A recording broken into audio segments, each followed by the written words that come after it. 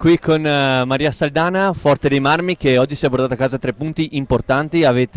Siete chiusi in difesa e siete ripartite e avete fatto bene di fatto. Sì, sì, sì, era questo un po' quello che si chiedeva, che chiedeva l'allenatore e anche in casa era difendere perché loro alla fine sono bravissime giocatrici e mezza nazionale, quindi lo sapevamo che era una partita dura, che dovevamo difendere tantissimo e questa era un po' la idea del gioco che avevamo oggi, di ripartire e di fare gol.